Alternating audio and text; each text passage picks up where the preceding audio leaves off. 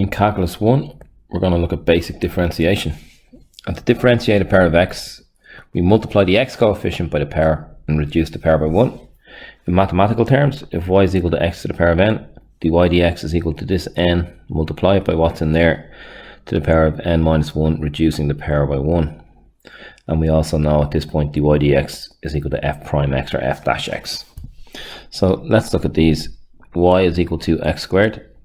Therefore, dy dx is equal to 2x to the power of 1. Now we don't see to the power of 1, so it's just 2x. 3x cubed. Put y equals, or f of x equals. So with 3x cubed, we're going to get 3 3's or 9. X, 3 goes down to 2, 9x squared. And I should write equals dy dx. If I call this one f of x, I'll say f prime x is equal to 5 fours or 20 x to the power of 4. And again, if we call this f of x or y, f of x and y are the same thing. You know that from junior cert that these are equal. F prime x here is going to give me 7 6's, which are 42 x to the power of 6. So these are your basic rules of differentiation. Now, what dy dx and f prime x will give us in calculus is the slope of a tangent to a curve at any point. So let's use this knowledge that f prime x is going to be the slope at any point to do this question.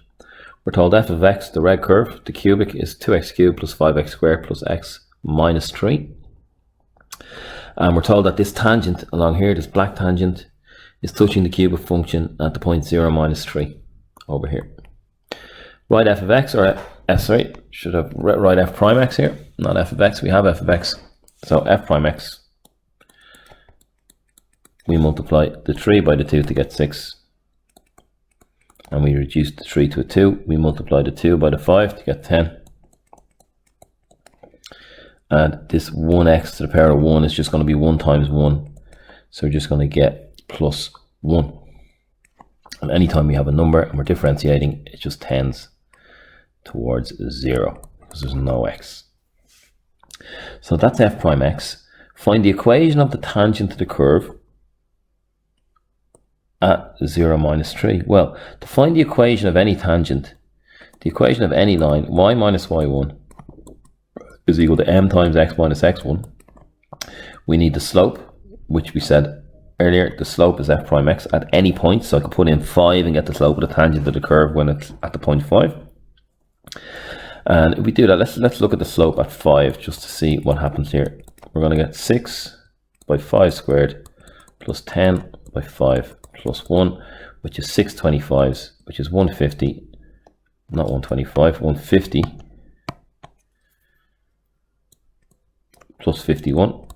Now, a slope of 201, massively steep line. You can see if we come out here, if we go there to 5 and my cubic is rising in this direction, the slope at the point 5 we could see will be massively steep, which is why this will be 201. So what about at the point 03? We have to find, to put in my x value, so we're looking for f prime 0. And f prime 0 is going to be 0 plus 1 is equal to 1. So that's equal to the slope is equal to m. And we have this point here on this tangent, so we want to find the equation. We have m is equal to 1. We have our point 0 minus 3. So just filling this into our equation of a line, y minus 3 is y plus 3 is equal to m, which is 1 times x minus 0 if you want to put it in, but you don't need it because it's not going to affect the equation. So we're going to get y plus 3 is equal to x. So y is equal to x minus 3 would be fully correct. Why did I write x? So I'm looking at y. Y is equal to x minus 3, or x minus y minus 3 is equal to 0. And sometimes we need the equations in this form, sometimes we're asked for it in this form. So either one would be fully correct in this question. The last part, we're asked for the area enclosed by the tangent on the x-axis and y-axis. So it's coming up here.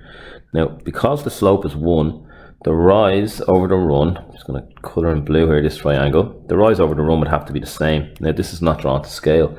We can see here The rise down here is 3 or minus 3, and the run would have to be 3 too. So that's a triangle like this, where we have two sides of 3. So half the base by the height is equal to the area, so 4.5 square units.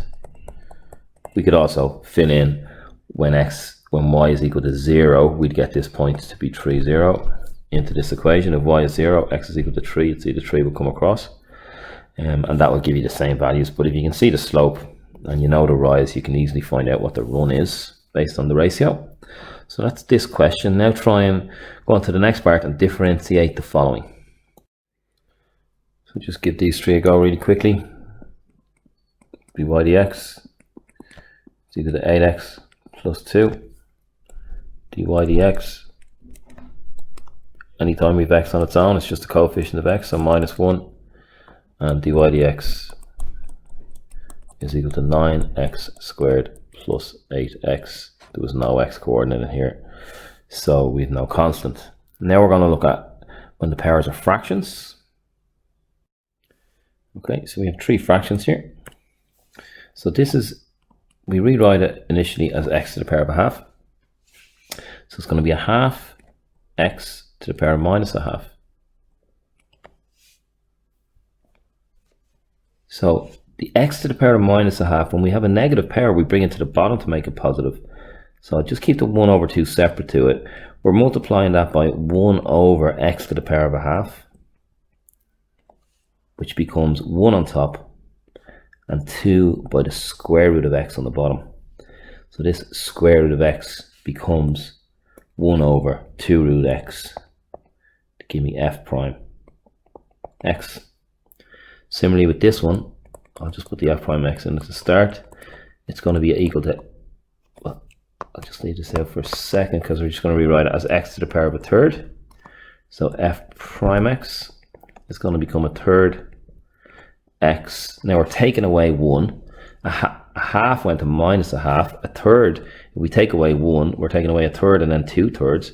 So it's going to be minus 2/3.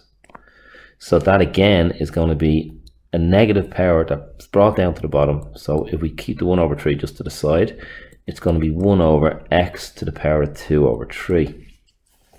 Now, what is x to the power of 2 over 3? Anytime we have a fractional power, if we have x to the power of 2 over 3, if x to the power of a half is equal to the square root of x, that's my 1 there and my 2 there.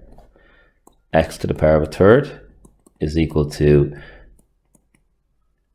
my 3 in here and my 1 in here, x to the power of 1 with a 3 outside. So can you see the pattern here? The number on top of the fraction stays inside and the number on the bottom goes in here. So x to the power of 2/3 is always a square root when we have a fractional power. So the top number stays inside and the bottom number goes there. So this becomes 1 over 3 times the cube root of x squared.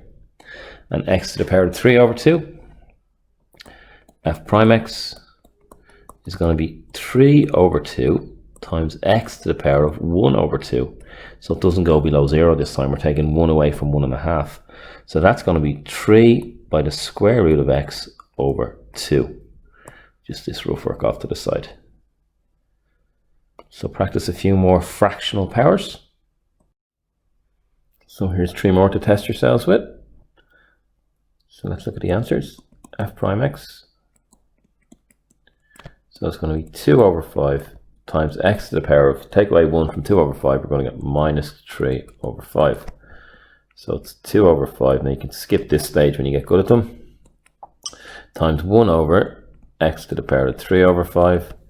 As we said previously, x to the power of 3 over 5 will become the 5th root of x cubed. So we get 2 over 5 times 1 over the square root of the top part of the fraction inside and the bottom part outside. So we get 2 over 5 by the 5th root of x cubed. This one, f prime x, well, it's a half by the 2 because there was the coefficient here was 1, but a half by 2 is 1 if you want to put it in, and then it's x to the power of minus a half.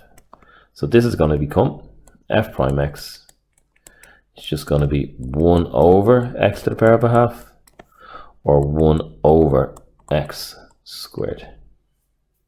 Not x squared, square root of x. And similarly with this one, f prime x is equal to a third times 3, which is 1. X, take away 1 from a third, we get minus 2/3. This is equal to 1 over the square root of x squared with the cube in there. So fractional powers.